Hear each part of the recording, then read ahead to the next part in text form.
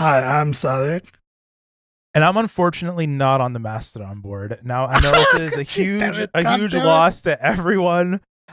We petitioned hard, we petitioned strong, and alas, they did not put me on the board. I understand everyone has mixed feelings about that. I'm Christian, by the way.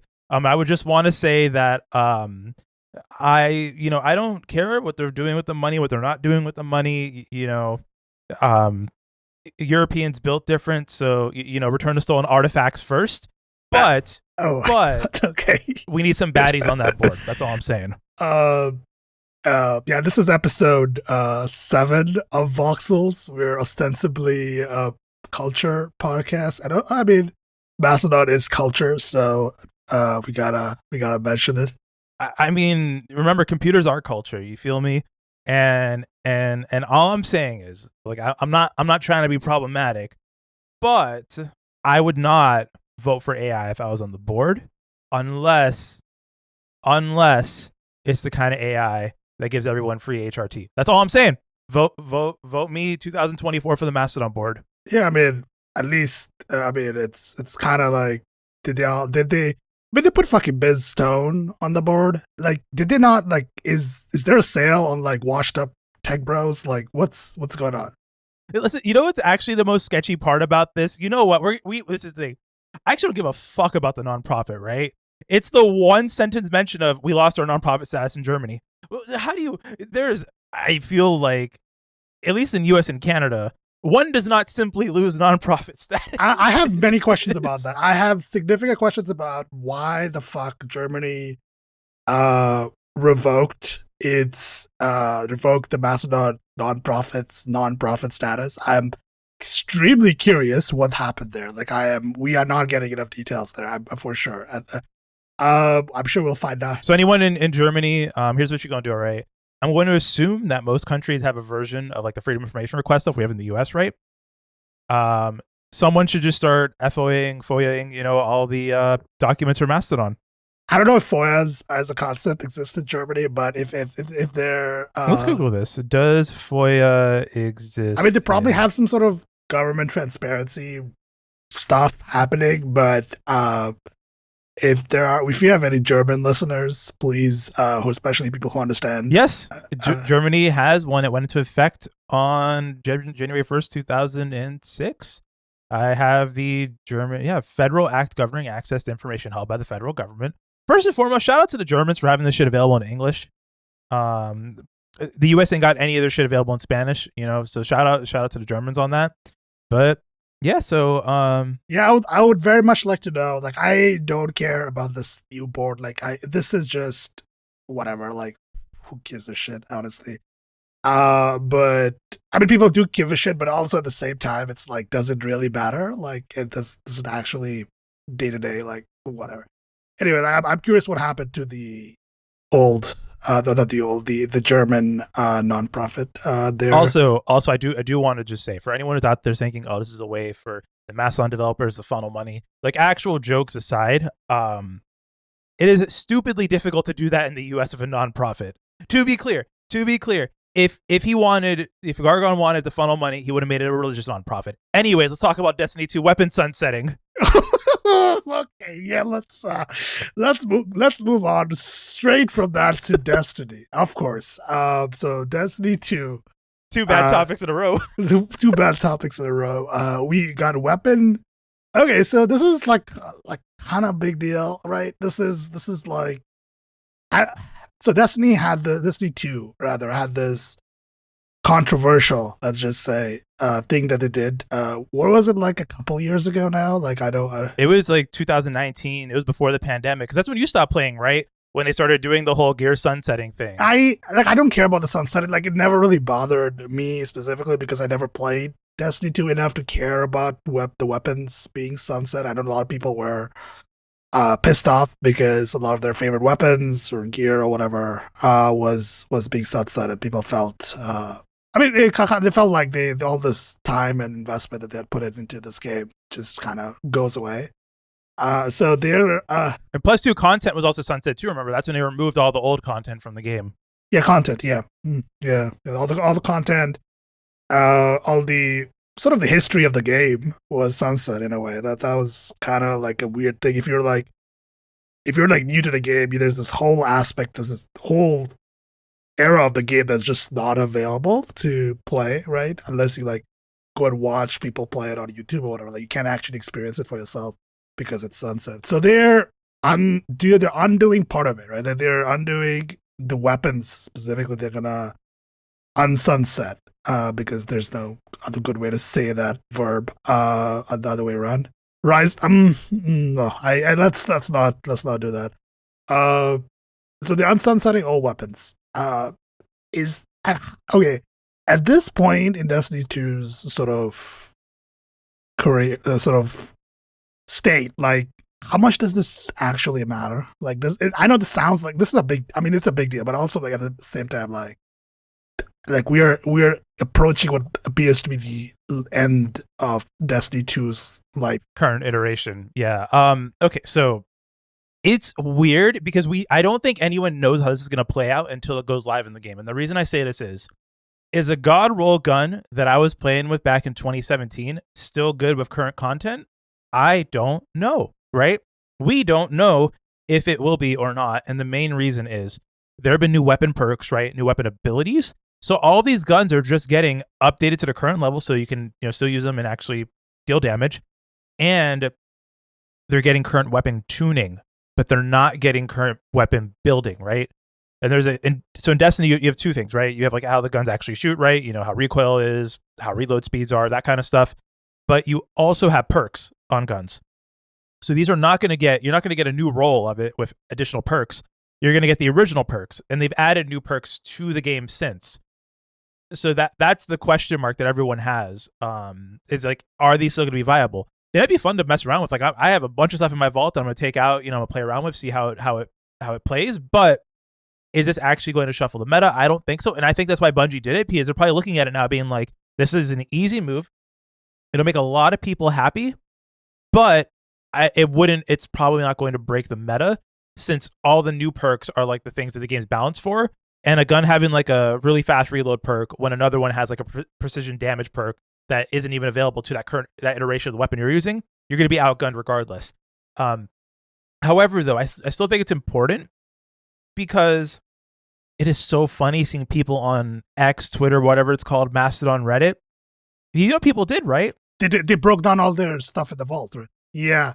Yeah, they emptied all their vaults out of all their favorite guns, and people are in shambles right now, bro. People are in shambles because they didn't think they were gonna get their god rolls back, and now they did. And I am just like, I'm in my villain phase right now. I am just drinking these tears. That's both funny and like, yeah, I can understand why people might just be like, okay, that's unfortunate. Like, there's some other good moves though in this blog post. I know it's on the Polygon post, but something else to bring into Final Shape I think is super important is something called Fire Team Power.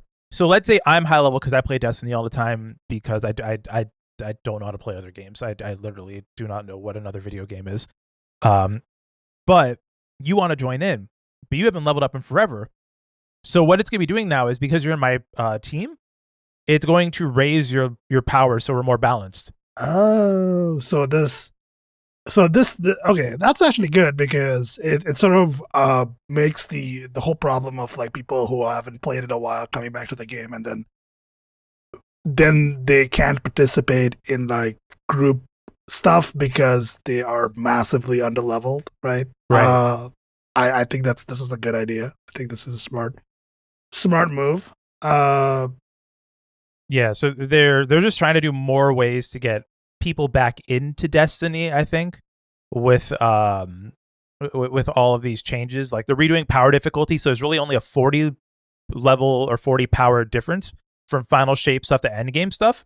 So they're kind of, honestly, what I think they're doing is they're trying to phase out, I think, power and have set difficulty for activities, but it's probably going to be a huge game rework, right? Texture with the values. So they're trying to standardize power between things to make it just more of like a difficulty selector versus a grind. Since I think a lot of people, what was the seasonal model, right? It used to be your power gets reset, you grind back up, the next season it resets. And I think a lot of people really fell off that hamster wheel, because it's a grind, it's a slog, and it's not fun. it's a grind. It's a real slog because every season it's just like you get back into it and you're just like doing the activities all over again, and it's just like, and then it just gets reset over and over again, and it just feels bad. Like it doesn't feel good, right? Like you don't feel like you've actually made any progress in the video game, right? So Yeah, and the nice thing too is with the final shape is they're so like I said they're sort of compressing it. It used to be 150 levels for each season. It's only going to be 40 from the expansion, and then they're not raising the cap for the whole year. So I think that's basically if you beat the campaign on legendary, you actually get a set of gear at the top of that level. So if you just want to not grind, you just do the campaign on hard mode, and then you're good. They're also doing account wide power too. So if you have different characters, you don't have to regrind shit on your different characters. So you get that's yeah. So I don't think Bungie's gonna with this expansion. I don't think they're gonna get anyone back. But what I see what I see that they're doing is they're trying to lay the groundworks for eventually when the reset happens, right, to make a game that's far more welcoming for newer players. yeah. I'm seeing a lot of like a lot of the building blocks of like a completely new, a redone like sort of progression curve and like progression system of perks, class. They're doing multi-classing, right? They're gonna do multi-classing. So they're like basically reworking a lot of the fundamental like game mechanics and frameworks that are here. So, and I'm not like personally interested in this right now. Like Destiny, I'm out. Like I've been out for a minute, so I'm not gonna come back for the final shape. It doesn't make sense, really. Like honestly, I don't like nothing is gonna bring me back here because like story stuff I've been disconnected for a long ass time. So it's there's nothing here. But if this is the kind of game that they're making going forward, like the next iteration of Destiny 3, whatever they're gonna call it, like I'll give it a shot. Sure. Also, they're working on the Crucible. They're introducing one new mode that I think you actually might enjoy. Oh no! What is gun it? game? It's called Hardware. No abilities, just guns and grenades. That's sure. I've never been a huge fan of the gun game mode type in first person shooters personally, but sure. I'm glad that. I mean, people have been wanting that forever, right? Because that's like the more Halo you can get, I think, where it's like you don't do specific builds, right? It's just start off with a gun, and then you could pick up ammo crates on certain time frames, and that's it. I think this is probably be Destiny's like most popular multiplayer mode, since honestly, I don't like abilities in competitive shooters that are not objective based, right? Overwatch has its problems, but I think Overwatch kind of like if they used to have it, right? Like a deathmatch mode in Overwatch, it wasn't absolute trash. No, I mean Overwatch is designed fully with abilities in mind, right? Like it's a game like from the ground up, like it's a PvP game from the ground up, right? First of all, and it's not like a hybrid of like PvP and PvE. Like, yeah, they're trying to do more PvE stuff, but like Overwatch at the core of its like gameplay is PvP, and it's balanced for abilities. So abilities feel better to use in in Overwatch than they do in Destiny Crucible, right? Because it just feels it's in Destiny Crucible also always felt like I'm just getting fucking bombarded with abilities all the time, and it's just like, what's the point of having a good weapon? It just feels kind of like it's not fun. Like the Destiny Crucible is not fun. Like it hasn't been fun for a long time. I don't know if it's gotten better recently, but from what I hear, it's kind of been mid for a minute. Is there anything else? I think the multi-classing stuff. Well, that's a whole other discussion. So we probably just leave that there.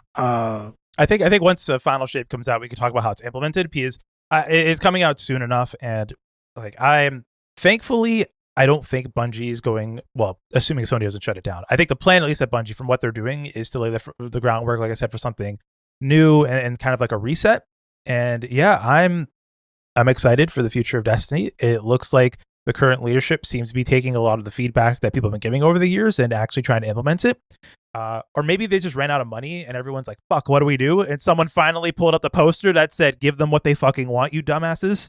Yeah, yeah, exactly. I think this feels very like, hey, we're gonna try all this shit now because we gotta prepare ourselves for the next iteration, and who knows if the next iteration is actually gonna happen. Nothing is set in stone. This kind of shit.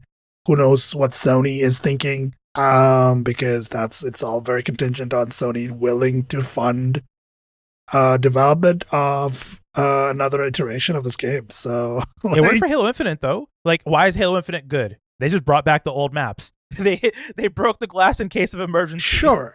I mean, I don't know, but it's not. I mean, I don't think they care if it's good. I think they care if it's popular. Like if it has a strong user base that makes money for Sony. I mean, I'm not talking about ourselves. I'm talking about Sony.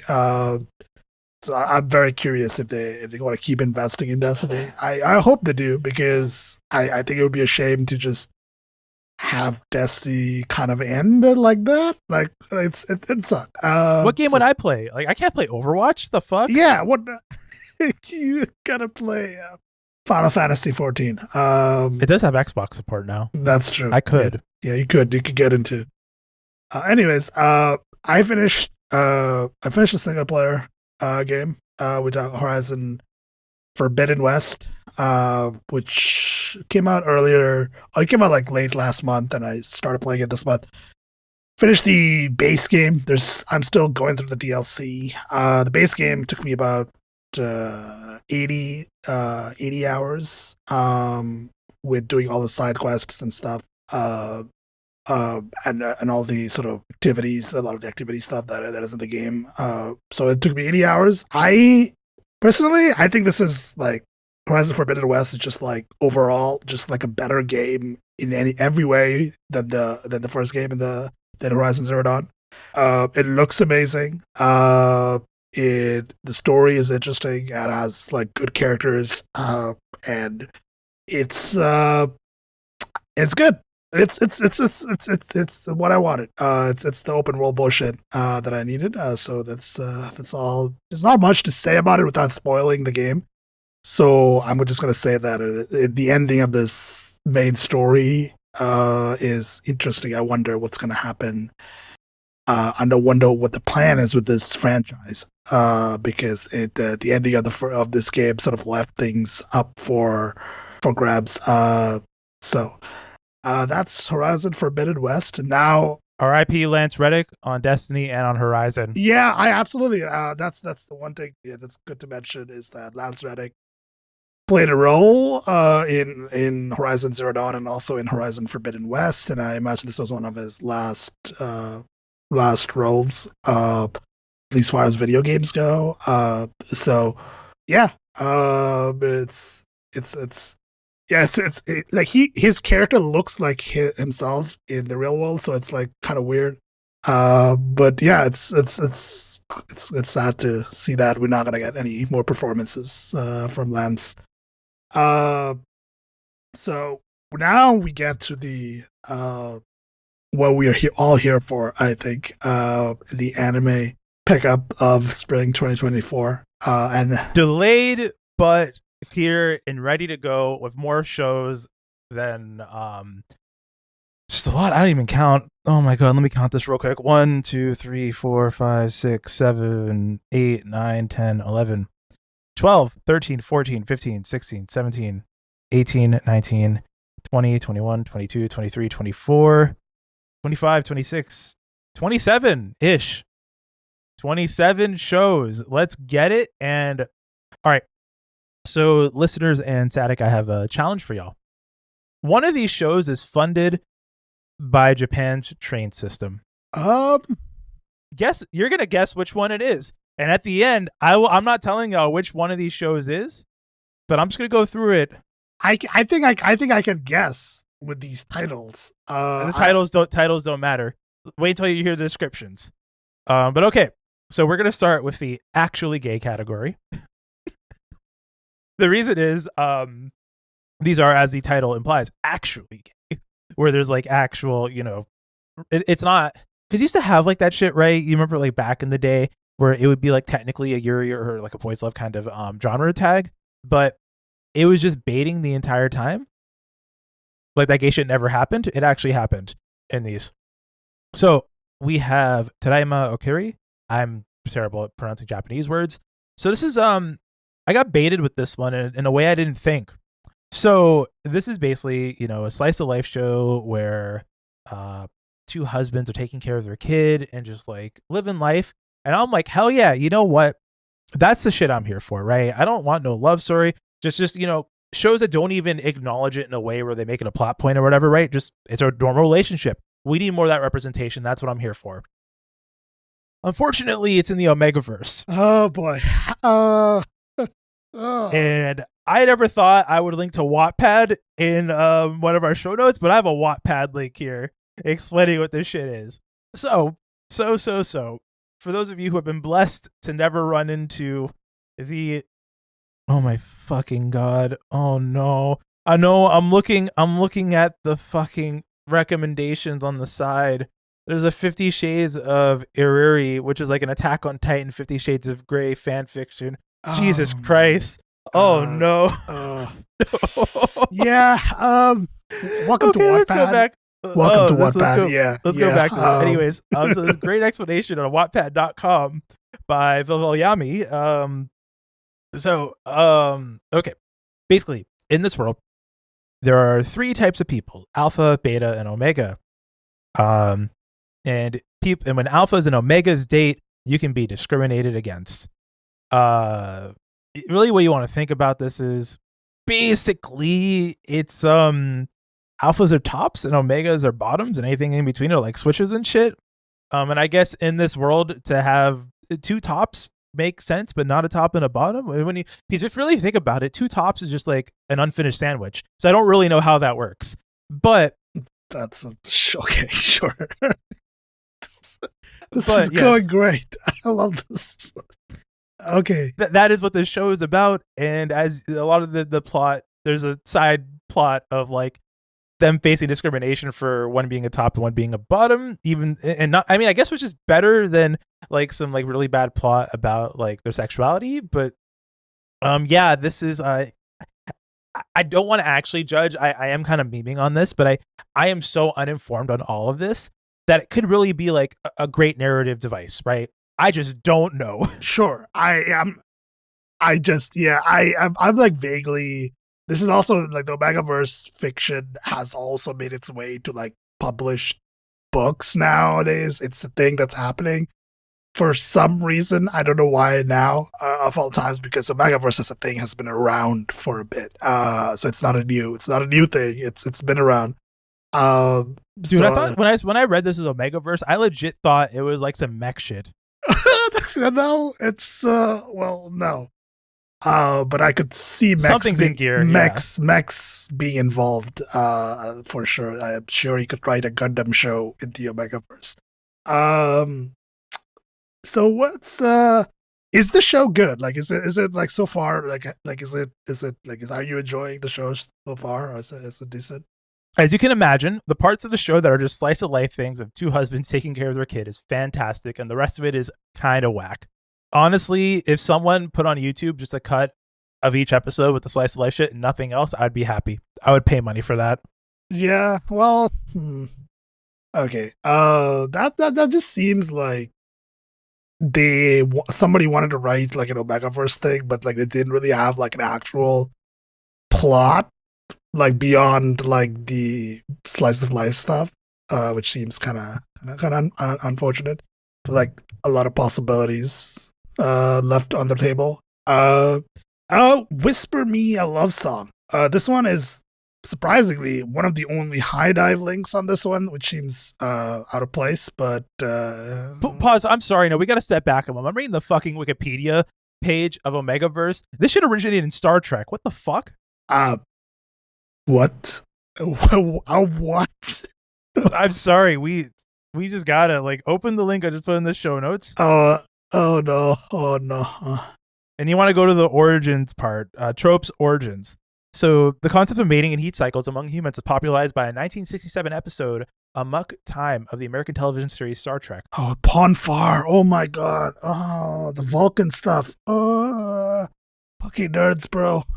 Swear to God. I don't want to, like, I'm not, look, I'm not, like, this, I mean, sure. Oh, what, this is interesting, but, that's, I don't know if that is the origin, like, if it's just the origin of the trope or if the origin of Omegaverse. Like, I think it's sort of like Omegaverse as a thing, or it just means that Omegaverse is like a subset of this kind of trope, right?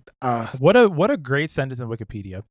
The first works were recognized as ABO were published in mid 2010. That year in May, a writing prompt was shared on a live journal community dedicated to supernatural, mentioning alpha males having knots on their and bitch males without the knots.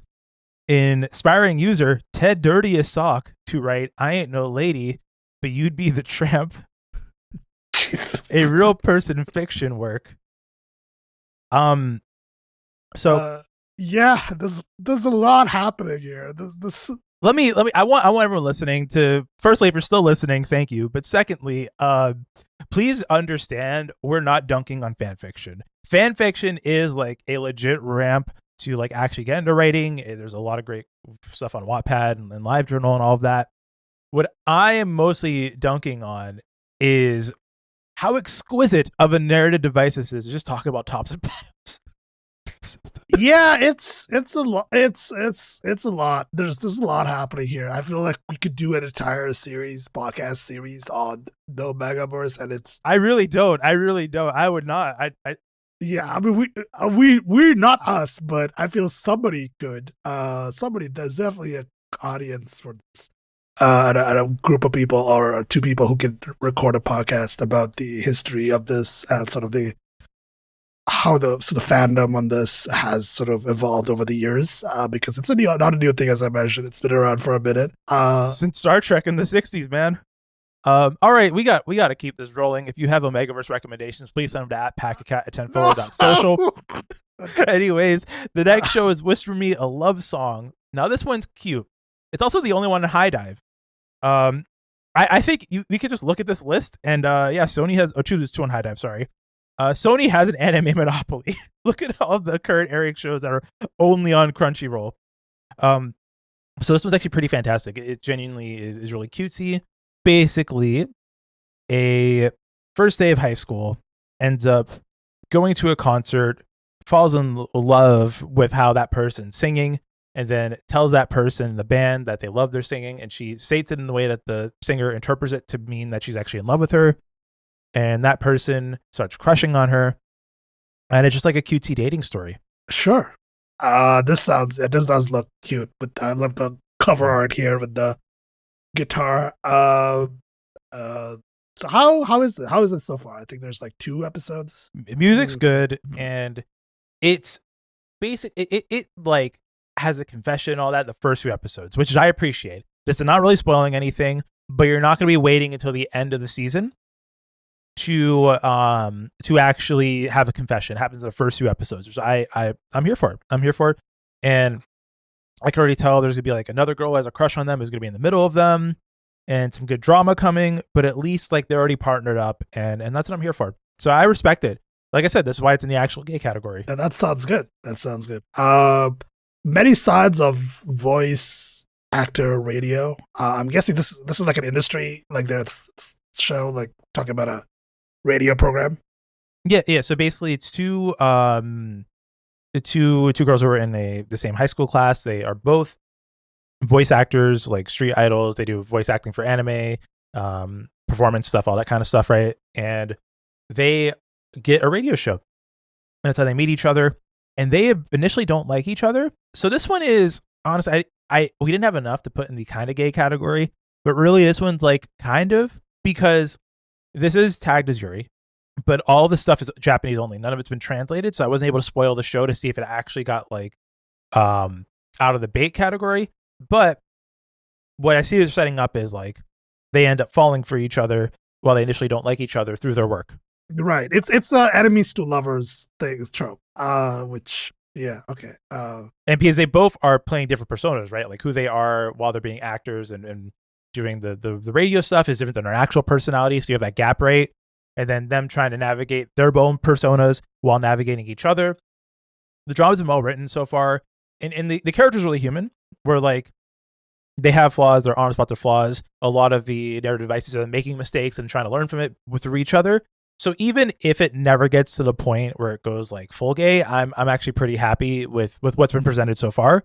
And if it just develops to like friendship and stuff like that, I'd be pretty all right with it. Because there's not much baiting in it, you know? Yeah. Classic. We got some tropes. Classic tropes. Classic trope shit. Yeah. All right. So we got a new gate. So Isekai and VR MMO put together. Oh my god. Let's fucking Jesus go. Christ, With time dude. travel. Oh lord, of course. Dude gets stuck in a VR MMO that's a death game. And then he beats the final boss and wakes up in that virtual world 500 years later. Sure. Okay. So it's like a shonen anime, I guess, so far, or is it like kind of like Yeah, it's like a shonen stuff. It is a trope done well. So it's like a good popcorn anime, right? It's honest about what it's going to give you, and it delivers, and that's what I'm here for. You know, this is not genre pushing. This is, you know, more Metro Boomin than Alchemist. Okay, sure, that's a analogy. I get it. I understand. It's okay. The studio apartment. This is a great title. Studio apartment, good lighting, angel included. Great title. What is this one about? One of the few harem animes of the season. It's declining popularity. It's all isekai trash nowadays. But all right, so studio apartment, good lighting, angel included. Dude is an awkward high schooler. We're at Eton. He wakes up one day and there's a literal angel sleeping on his balcony who moves in with him. And then he starts meeting other mystical girls to add to his harem. How problematic is this one? Is it problematic at all? So far? One girl causes a blizzard because he sees her changing. Like that's probably the most problematic it's gotten. Like actually causes a blizzard because her magical power is that she's like a snow person. Okay. All right. Sure. I feel like if I had ad libs on the board, I would put like a Pusha T after the snow person thing. Anyways, yeah, it's a hot garbage. It's absolute hot garbage. It's very honest about it. Okay, Unnamed Memory. This one could be good. It could be bad. We're not. It depends on if they do time travel. And what so what Unnamed Memory is, basically, he is a prince, the main character, and he had a curse placed on him that he cannot have a child. So he climbed a tower where a witch can grant any wish. And the wish is to, you know, make it so he can have children. But he does it clever by saying, you should live with me for a year. So it's kind of their story as he lives with a witch. And it's mostly been exploring like the world so far, doing world building, her relationship, his, you know, just running the castle, all of that kind of stuff. And the reason that it could be whack is there's been a few like hints of time travel. And if it ends up being a time travel story, I'm going to just drop it. But if it's being about like the whole witchcraft and curses and like this mystical world stuff, I'm here for it. Okay. Yeah. Oh, God. What are these titles, bro? A salad bowl of eccentrics. Okay, so this one is an isekai in a different direction where someone from a mystical world comes to our world. I see. Okay, reverse isekai. Okay. Yeah. Reverse isekai. the subgenre, yeah. Yeah. Okay. Garage punk. Yeah. But yeah, so basically a princess from another world comes to our world and works with a detective. And it's kind of a slice of life thing. I think what holds it is it's just strong characters, but it is very much a gag show, right? Oh, like it's like just comedy, like it's doing. Yeah, it's more of a comedy show playing on the tropes than that. It's a fun watch. I'm here for it. There's honestly not a lot of gag shows where the gags are not based off of like just ha ha ha, incompetent man does dumb thing, right? Or ha ha ha, woman does like slightly lewd thing. It's just a comedy show. And you know what? We need more of that in our lives. This title is I love this title. I'm going to read this one. As a reincarnated aristocrat, I'll use my appraisal skill to rise in the world. Oh God, I'm guessing this is a isekai in a way, or is it like a isekai? Yeah. Yep. Yeah, this one's an isekai. So basically, he dies in our world. wakes up in another world, and he has the appraisal skill that no one else has in this magical world, where he can appraise people off of their values. The only reason this didn't get put into the we don't do this shit in 2024 category, spoiler alert, the next category, is this show handles slavery in a way that is nice, which is to free them. Oh, okay. That's progress. When slavery is present in the mystical world, freeing them is the only solution provided. That's good. That's I mean, it's a low bar apparently for us to, but okay. Is the show so far? This I see there's like 4 episodes. It's basically about like a child like playing Tower Sims, sort of the games where you just get like resources and people and you would just delegate them to do things. Like a grand strategy game. It's kind of like watching someone do a grand strategy game of just like finding people who are like broke but actually would be really good like builders or fighters or whatever, and then putting them in those roles. It's a really weird sentence to say out loud now that I'm saying it out loud. But all right, we got the next one here. Chilling in another world with level 2 super cheat powers. Honestly, the best part about this is just having you read all these names out loud. These titles, I swear, are so good. Honestly, I love these. So this is a double isekai. Oh god, okay. Guy in one magical world gets isekai to another magical world. Yeah. Why do I like this show? Honestly, it's basically because he does not, like, his entire thing is he got sent to this new world. They left him out to die because they didn't think he was powerful. Turns out he's powerful. Dude just like wants to have a house in the woods and relax. Relatable content. And people keep trying to fuck with him up and trying to like fuck with him while he's doing that. And his entire goal is like to not fight the demon army or whatever, but just to vibe out. Also, too, this one, it handles, once again, slavery in a progressive way. Oh, okay. Sure. Everyone keeps recommending that he uses a spell to bind or there's another word for like enslaving, but basically like that, right? And he just tells everyone no, and he has like a whole speech on why he can't do that. Yeah. All right. I'm glad we're moving out of the face of anime with slavery. Just like, yeah. All right, we have the next category. We don't do this shit in 2024. Okay, so do we got slavery or is Yep, that's what this one is. This is why this one got dropped. Oh, okay. Let me read this one. An Archdemon's Dilemma: How to Love Your Elf Bride. Oh boy. He bought the Elf Bride. Anyways, we got the next show. There's nothing else to say about this one. There's really nothing else to say about it. Okay, first of all, no, before you move on, this shit has like 5 stars on Crunchyroll, bro. Like, our anime nerds okay. Like, what's going on? She's a cute elf girl that he bought, and no one wants to address the fact that he basically forcibly coerced her into this loving relationship. Okay, let's. Well, this one, Nijion Animation. It's Love Live, and ever since I showed the Gotcha game, we don't do that shit no more. That's why it's in that category. Oh, that's okay. All right. We got pretty great shows. I'm curious. These are the ones I'm curious about.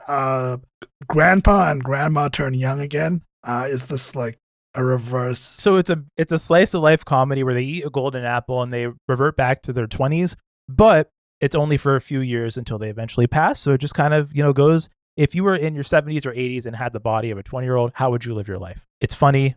It's a heartwarming watch. You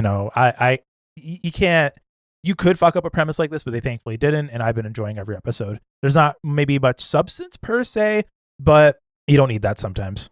A train to the end of the world. All right, so when 7G is deployed into Japan, the world ends. And this show, one of the girls, 5 girls, one of them loses their friend during the 7G incident, and they ride a train. Hold on. By 7G, do you mean like cellular technology? Yes, cellular technology. What? 7G. Yes, that's what I'm referring to. So after 7G is deployed, they lose one of their friends, and they're trying to take a train around Japan to find their friend. And each town in Japan has been ruined in different ways. In the town that they live in, everyone turns into an animal once they turn 21. There's another town where everyone turns into a goat person. One town where everyone has mushrooms on their head and they'll eventually die due to the fungus infections. Sure. Um, great premise. I okay. Is it so you like this one? So it's pretty good then. Uh, You gotta listen to the opening song. Actually, you know what? I'm gonna link this shit to you right now because you're gonna listen. We're gonna basically. I'm gonna cut this so it gets like, you know, actually like linked out, or it's not 20 minutes of you listen to a song. But I think this is the. Let me open it up first. Oh, is this it? Yes, it is. All right, listen to this track. Oh, I gotta find the DJ drop tag for it. Please listen to it and then tell me what you think of it. it's so dissonant from the themes of the show, right? Like the song, the visuals of this look like very like Makoto Shinkai movie esque visuals, like cute girls doing good things on a train vibe. Like that's the vibe I'm getting from the opening. But so is that what you wanted to like? Yeah, this one's genuinely a great show. There's no manga behind it. As we said earlier, as y'all could probably imagine, this is the one funded by Japan's public train agency. Oh, hence the train. Okay, that's cool. The entire point of the show, I'm pretty sure, is to convince people to ride trains to rural areas. Because they're going from rural town to rural town, which are probably the least used train lines. Yeah, tracks. Travel routes. Yeah, the travel. Yeah. That's I mean, the concept. Whoever came up with the story concept about the 7G, I just want to say, great idea. Like honestly, Especially because that person works for the fucking train agency. yeah, that's so good. That's cool. That's cute. So whoever works for the train agency was like, fiber optic is the way to go. Stop fucking doing wireless technologies. Hardline shit together. Yeah, yeah. So the next one we have Konosuba, God's blessing on this wonderful world. This is the third season of this show. This is an isekai.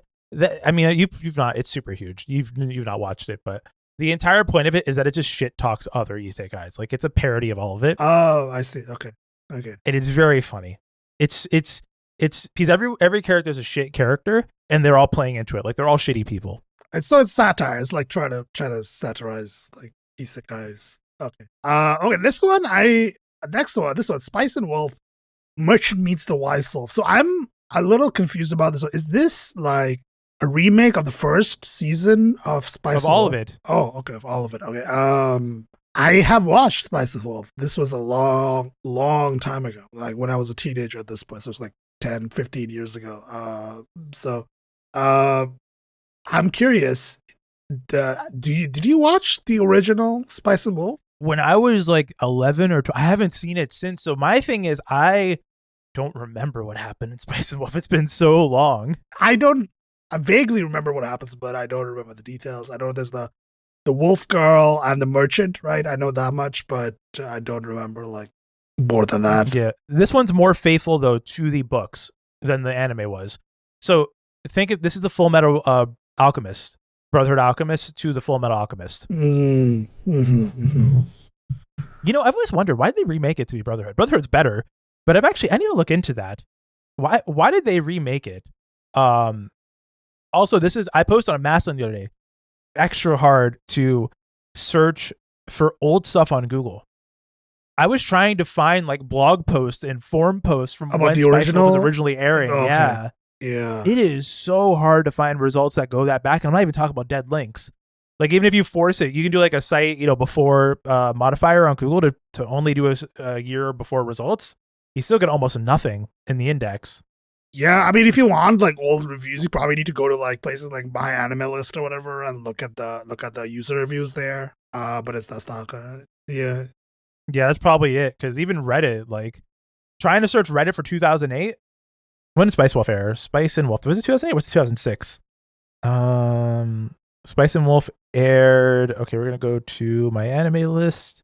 Winter 2008. Yeah, so it aired the same season, the same year as Clannad. Wow, what a year! That's a hell of a year. I mean, 2008 apparently a great year for anime. Clannad and Spice of Wolf. Yeah, Spice of Wolf. Dang, Spice Wolf is only 8 on my anime. Let's say you think it'd be a 9. Dang, people don't like it. I think it's one of those shows that if you like not down with the concept, like it can feel a little bit like not kind of boring maybe. But I personally, this is a long time. I don't even know if I would enjoy it now. Thinking about it like nowadays, if I would enjoy a show like this, but how are you finding it so far? Like watching this. I mean, it's a fun show about a wolf girl and a merchant going around. That's really all that we've had so far. And for all the furries out there, like I know this is it for y'all. Like y'all are eating right now. Pause up. I get it. Yeah, it's true. Yeah, Spice and Wolf is one of the it's like the Lion King of anime, basically, because it's like there's so much furry shit in that. So Kaiju number 8. Is this like a Godzilla thing, or is this like? This is like a shonen show. So basically, this is a hard battle anime. So it lives in a world where there's monsters that attack Japan all the time, right? And there's a defense force, and this guy and his best friend both promise his kids to join the defense force. She is in the most elite squad. He is a fucking janitor. So he's in his 30s now, and he's feeling washed out until one day he gets like subjected to some experiment and can randomly turn into a kaiju and decides to go join the defense force to fight the monsters as a monster. It's good. It's actually really good. It's really, the animation is great. The world building's great. The characters are great. This is the number 1 manga in Shonen Jump right now, I think, for the past few years. Oh, wow. That's interesting. Okay. Danger in My Heart, another high dive anime. So this one technically aired last season, but I forgot to put it in the wrap up, so I'm sneaking it in here. Okay. Okay. This is one of the best romance stories I have seen in almost a decade. It is about a socially awkward boy and a girl who is a model, and them like falling in love with each other. And the amount of character growth for both of them is fantastic. Okay. Seems cute. He goes from edgy teenager to like soft and caring guy by the end of it, and it's just fucking just chef's kiss. Fantastic. Watch it. Now we've got I don't know if you want to go through these, but we got a whole list of shows that you haven't started because there's so many of these, so many shows. I was already at 20. I couldn't really, like, the last 7, because I'm also trying to beat Tears of the Kingdom right now and like Destiny and do other things except watch anime. So yeah, there's some shows here. I haven't seen any of them. Do any of them stand out to you? Actually, one is Tonari no Yokoi-san. I think is actually one that I do want to check out when I get some time. Because this is about someone where, like, it's a slice of life where people live in a town where ghosts also exist, yokais, right? Supernatural beings, and it's just sort of like a slice of life with that. Okay. That does seem kind of cool. So which one out of these ones, if you had to like say one anime that you recommend people try this season, which one would it be? Oh, actually, wait. The studio that's doing Tonari no Yokai-san is affiliated with Studio Ghibli, and that makes sense because it's a very Ghibli-esque concept. This is basically like one of the Ghibli movies. Which one? Wait, Studio Linden. This is a Chinese one or Swiss? I don't know. I don't think it's a. Maybe it's not. I'm just going off Crunchyroll reviews, and I don't. Sorry to anyone who reviews shows on Crunchyroll. I don't trust your journalistic integrity. Jesus Christ. Yeah, it very much seems like My Neighbor Totoro, or like based off like that sort of concept where it's like a magical realism anime basically, where you live in a world where it's like yokai and like magical beings exist, but it's like otherwise like a normal world, yeah, it's a concept that's been around for a minute. But you're asking if shows people should watch. Kaiju number 8, watch that. Dangers in the Heart. Train to the End of the World, just for that bop and theme song. Yeah, it's good. Yeah, and if you like trains, I guess I know there are people who really love trains. Maybe the train spotting in Mastodon, like, listen, that's the Venn diagram of fuck yeah, sign me up. A solid bowl of Incentrics, I would also watch that. And Whisper Me a Love Song. If I had to give you like 5 that will respect your time, those are the ones I would say go for. Which one do you think you're gonna drop? So far, like if there's like, which ones do you think are like you feel like maybe are not gonna work? And you're just gonna. I think the ones I'm probably gonna drop just because I'm probably watching it for nostalgia only. Spice and Wolf, like I don't know if I'm gonna finish it. Yeah, that's fair. I think that's fair. Honestly, I don't think Spice and Wolf needed to be remade. Like personally, like in my honest opinion, I think the original still works. Like if you want to watch that, They never finished it though. I thought they never finished like the full story. I don't.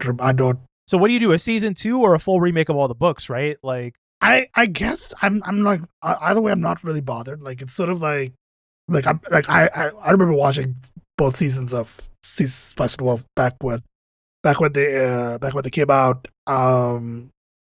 And I didn't feel the need for more.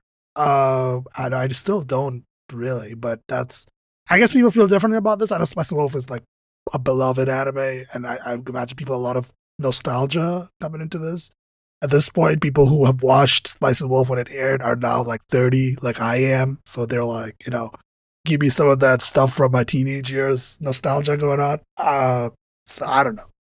I'm not really interested. I guess like it's fine. Like sure, I'm glad we're getting a remake, but it's not. It's either way. I'm not really particularly intrigued by it. Kaiju number 8 sounds interesting, and the romance animes seem kind of cool. I like especially the Dangers in My Heart and Whisper Me a Love Song, especially seem. My question about High Dive. How like is the service reasonably good, or is it just like kind of like an average streaming service shit going on? High Dive doesn't track watch history. What? Why?